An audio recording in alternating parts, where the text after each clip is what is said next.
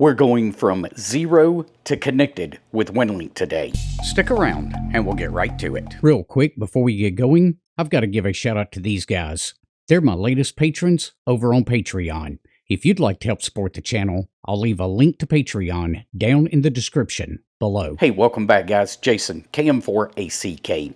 It's been a while since I've done one of these videos, but Aaron sent an email in asking about how to do this. Now, I don't have his exact radio here in the shack, but we will be using this laptop that I just built with a DigiRig and an 857 to make this happen today. And we'll be doing connections both over HF and over 2 meters. Now, I've already used 7.3 Linux to get all of the base applications installed on this, which is super simple to do. You literally copy one line of code from GitHub, paste it into the terminal window on the laptop, and then choose what you want to install. Let's quickly cover what I have installed with 7.3 Linux before we jump over and start configuring the computer. Alright, so we do have AX25 installed. That is a data link layer, and we're going to be using that when we do our 2 meter connection. Now, something that's not necessary here, but I did install, is Conky. That's the eye candy that you'll see on the right-hand side of the desktop. That just gives us a little bit of information as we go along. I've also installed Direwolf, which is a software TNC. We'll be using that on the 2 meter side. I've installed FLRIG and HamLib. Both of those help us with rig control. I've installed the GPS software and the GPS update software for GPS configuration. And I've installed Pat and Pat Menu to help us with the Winlink itself. So we've got Pat Winlink, which is the actual Winlink application on Linux, and Pat Menu, which is a helper script that I wrote to kind of keep you off of the command line with Pat Winlink. And the last thing that I've got installed is VARA HF and VARA FM. So let's go ahead and jump over to the laptop and get this going. Alright, so you guys can see the side of the laptop. You can see the 857 sitting back here, and then we've got the DigiRig sound card right here. So this is the only thing that I'm going to plug up here to the computer, is going to be that one DigiRig cable.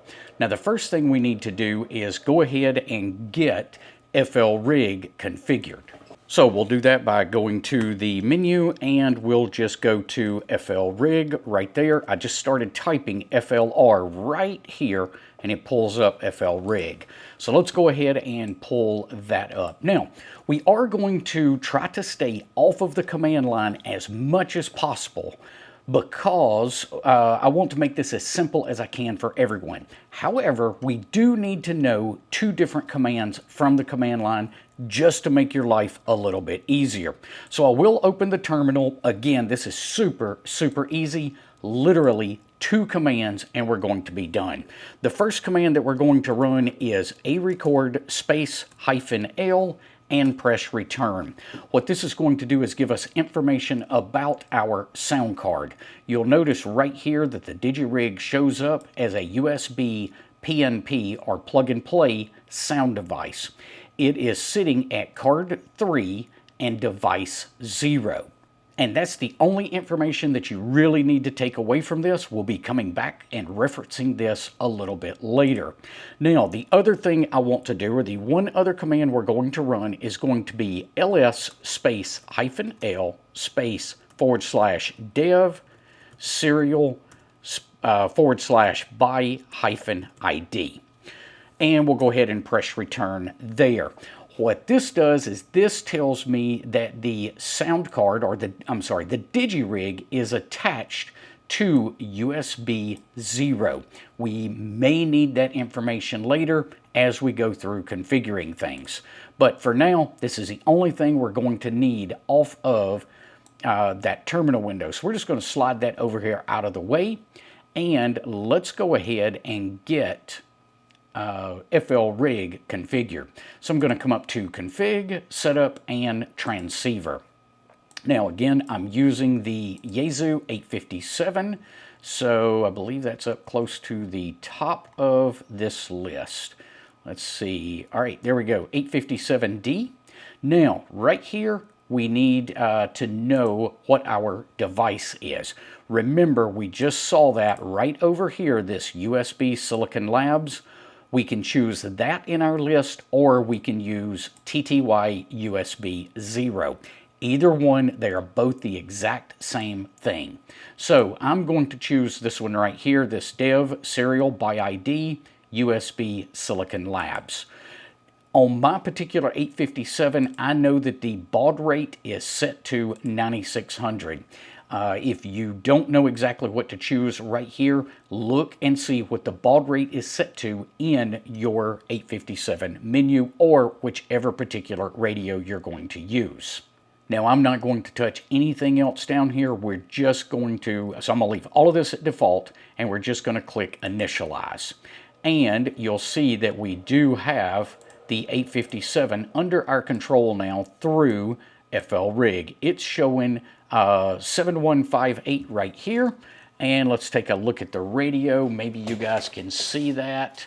It's washed out on the screen here. I apologize, but I promise you that is saying 7158 on the radio. All right. Let's go ahead and continue. So the next thing we're going to do, we've got rig control set up right here, and we're just going to leave that right there. The next thing we need to do is get Pat Menu configured. So I'm going back to the menu system, and I'm just going to start typing Pat Menu. We'll go ahead and pull it up, and I'm going to come right here to Settings and Config. And I'm going to take a look at our current config settings. So we'll click into that. And right here, we're going to leave everything at default. We're simply going to change rig control from no to yes. Everything else will probably work for us in this default configuration, but we'll watch it as we go through. Once I've changed that, I'm going to come down here and click Update. That should have us completely configured inside of Pat Menu. All right, so before we get carried away here, let's go ahead and open up VARA. We want to configure VARA for our sound card right here. So once VARA opens up, I'm going to go up to Settings, and we're going to come to VARA Setup first, because if you have your registration key, you can go ahead and enter that here along with your call sign. You shouldn't need to do anything else in this window. Once you have that data plugged in, we're going to come down to VARA and sound card. And here's where we want to choose our sound card. So that plug and play device that we saw earlier over there in the terminal window is what we're going to choose for both the input and the output device. Everything else we should be able to leave at default. So let's go ahead and click close here. You'll see that we got some data on our waterfall, which is good. And let's go ahead and close this. Now, one weird thing about Linux, with VARA specifically, there is something that hangs when you close VARA, and it won't release for almost exactly 60 seconds. So if you have to go in and make some sort of change to VARA and stop the modem and restart it, you do need to wait 60 seconds in between that. I can't remember all the technical details of exactly why that happens, but it's something that you do want to keep in mind. Now, while we're waiting on that, I'm going to go ahead and take care of VARA FM at the same time so that we can get it up and running as well. So again, if you went to Setup right here, that's where you would enter your call sign and your registration number. Right now we're going to go ahead and focus on the sound card. I'm going to set that right here to plug and play again, and we'll go ahead and set this one as well to plug and play. Everything else we're going to leave at default. Now let's take a look at the PTT. And because we've got this configured to work with FLRIG, we should just be able to leave this at Vox. So we'll leave that right there. We'll close this, and we'll go ahead and close VARA FM. Now guys, that should be all we need to do to get a VARA HF connection established. So the next thing I want to do, oh, and by the way, just so you know, when you install 7.3 Linux and you choose the applications that you want 7.3 Linux to install, if you choose Winlink or Pat Winlink in 7.3 Linux, it's going to ask you for your Winlink password and your grid square. And it uses that data when you run 7.3 Linux to go ahead and configure Pat for you so you don't have to worry about any of that. So let's go ahead, we're going to just click Start Modems, and now we're going to choose VARA right here, not FM. We're going to deal with the HF side. So we'll click the Start VARA Modem right here, and you'll get this indication that the modem is starting and to stand by. So let's give that just a couple of seconds. There is VARA, and in just another second or two, well, we get this notice that the modem has started, and we should get our Pat mailbox to open up as well. And you can see up here that it does say ready.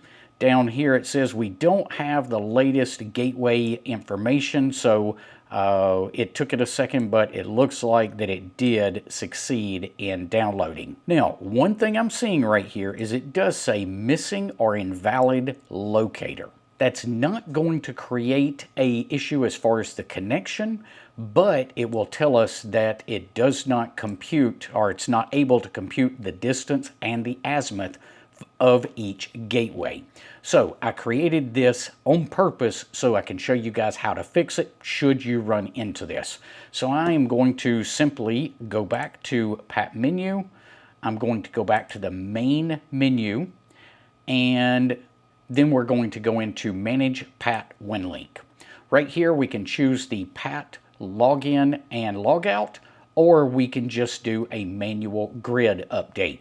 That's the one that I want to do, so I'm going to go ahead and click on that and enter my grid square, which is EM65 Tango Victor. We'll click update right here, and that will update the grid inside of Pat. So if we go back to, let me minimize that. If we go back to our browser right here, you'll see that we now have no more errors down here. So everything should be good. All right, after you've chosen VARA HF, let's click Show RMS List. If you need to, you can go ahead and update the cache while you have an internet connection. That'll update this list of gateways down here. Once you've got that, now we can simply select a gateway down here in the bottom. You can also choose to filter these by band, so we'll do that this morning. I'll go ahead and choose the 40-meter band, and then I know I have pretty good luck with this K4 MSU, so I'm going to go ahead and choose that. Now notice, once I chose that, it populated all of these boxes up here for me. If we take a look at FLRIG, you'll see that it's also updated the frequency on the radio. Now, I do want to change the mode on the radio, so I'm going to use digital for this, and we should be good to go ahead and try a connection. So at this point, let's go ahead and click the connect button, and then I'm going to go ahead and pull back up the VARA modem so that we can see it. I can hear the radio transmitting in the background, so we'll see if we get a connection to this station. It looks like we did just get a connection right here, and it's telling us right down here in the bottom that we are connected to K4 MSU. Now I am going to get this dialog box because I didn't enter my registration information for VARA. Once you've entered that, you would no longer get that pop-up box. But you'll see that we are transmitting and receiving data back and forth between us and the gateway.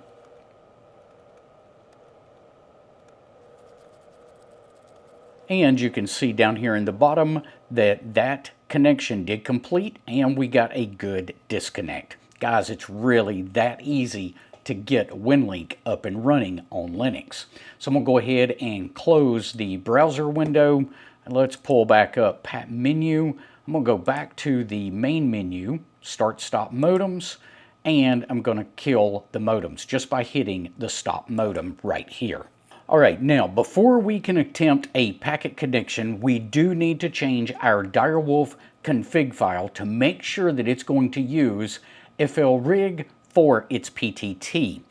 This is pretty easy to do. I'm just going to open up the File Explorer here, and I'm looking for this direwolf.conf file. Now, we could always make a backup of this if we wanted to by simply copying this file out to the desktop. That's never a bad idea.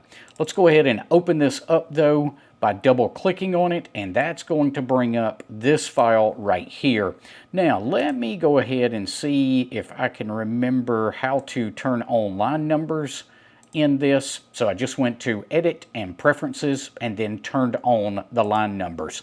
This direwolf.conf file is pretty large by default. A lot of times I go through and delete out a lot of things that I don't need, but again, this is a brand new install. So I'm going to start coming down this file and I'm looking for the PTT section. By the way, something I do want to point out here real quick, you'll probably remember earlier in the video when I showed you this card 3 and device 0. In this Direwolf file, this is one of those places that you need this information. That's that A device plug HW colon 3, 0. That is referencing the sound card numbers that we saw back here with those first two commands that we ran in the terminal. Now, let's go ahead and keep scrolling down this file. Again, I'm still hunting the PTT section of this particular file. And let's see, I believe right here is what we're looking at. And you'll see this line right here. Now again, this only applies if you install Direwolf with 7.3 Linux. But it just says simply to uncomment the line below for PTT with cat through FLRIG. So I'm simply going to go right there and remove that # in front of this PTT rig 4 localhost colon 12345. And all that's doing is this localhost here is the address of our local machine, and this is the port number that it's using to communicate with FLRIG. Once we've got that information there, let's simply save that file with Control S, and then we can close out of that comp file. We'll go ahead and kill this File Explorer right here, and let's go ahead and go back to Pat menu. Now, let's go ahead and click the Start Modem button, Start Packet Modem button, and give it a second. It's going to give us some indications here that it's starting different things and to stand by. Once it's started, we should get this Packet Modem has started indication here. We can simply click OK. Now, I'm going to minimize this for a second, and this is why I like to have Conky installed. Conky is going to let us know that Kiss Attach, Rig Control, and Direwolf are all active. So those are the 3 tools that we're using for this packet modem connection. Now, let's go ahead and jump back to our Pat Winlink inbox, and we will go ahead and change this to be AX25 plus AGWPE. Now we can go ahead and click the Show RMS list and choose the gateway that we want to attempt to connect to. I was messing with my gateway last night, so let's see if this actually works. If not, we may have to choose another one. But I just chose my own gateway right here. You'll notice that it filled in the target call sign for you. And again, this is green, indicating that the frequency is correct. Now, let's take a quick look at FLRIG, and you'll notice that it is on the right frequency. We do need to be in packet mode in order for this to work. So now that we've got that, the radio's in packet mode, we're on the right frequency. Let's go ahead and try to connect to my gateway.